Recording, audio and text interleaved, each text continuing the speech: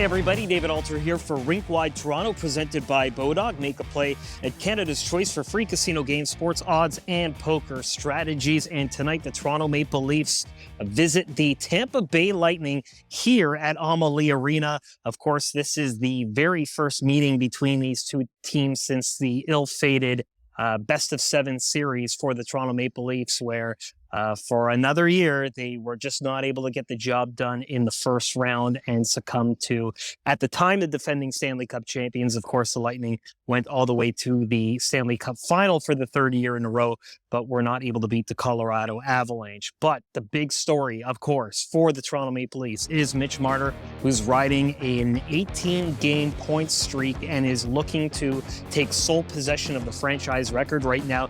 He's tied with Daryl Sittler and Eddie Olczyk at 18 games. If he gets a point tonight, then it'll be 19. And Rasmus Sandin before the game said, I think he's going to do it. So he's kind of put it out there. And so if there's anyone to blame, it might be 22-year-old Rasmus Sandin. But certainly everyone else is just trying to kind of keep the flow and keep the Leafs rolling, which they have been on fire as of late.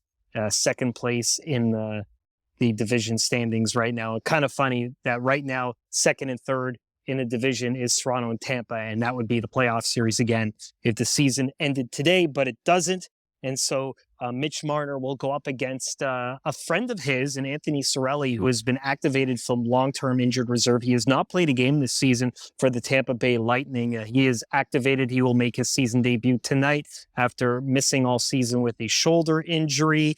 Wayne Simmonds comes into the lineup for the Toronto Maple Leafs. It's his sixth game of the season. He's been used sparingly this season. Anytime Toronto feels like there's going to be a bit more physicality in the game, that's when they call on number 24. And so Simmonds will get back into it.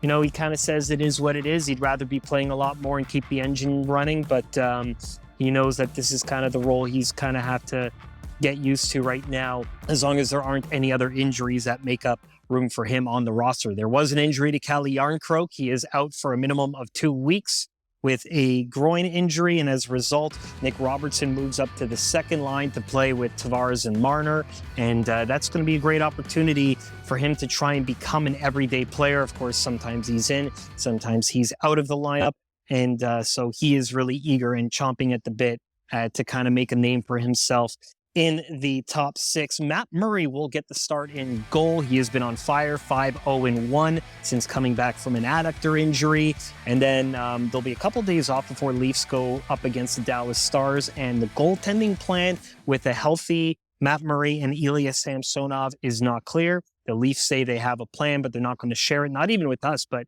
with the goalies themselves. And it kind of makes sense because you don't know, right? Like, there's been injuries with both of these guys. It's a rare situation where the Toronto Maple Leafs have had both their top two goaltenders in and available for them. So it's a nice luxury for them to have. Both of them have save percentages of .920, which for Toronto goaltending, haven't been able to say that over the last couple of years. It's usually outscoring the problems, but instead the Leafs have actually been a pretty good defensive team. That is the story here at Amalie Arena. Myself and Rob Wong will have your post-game show. Make sure you rate and subscribe to Rink-Wide Toronto, presented by Bodog, Canada's choice for free casino games, poker tips, and sports odds. Rink-Wide Toronto, pre-game, post-game, every game.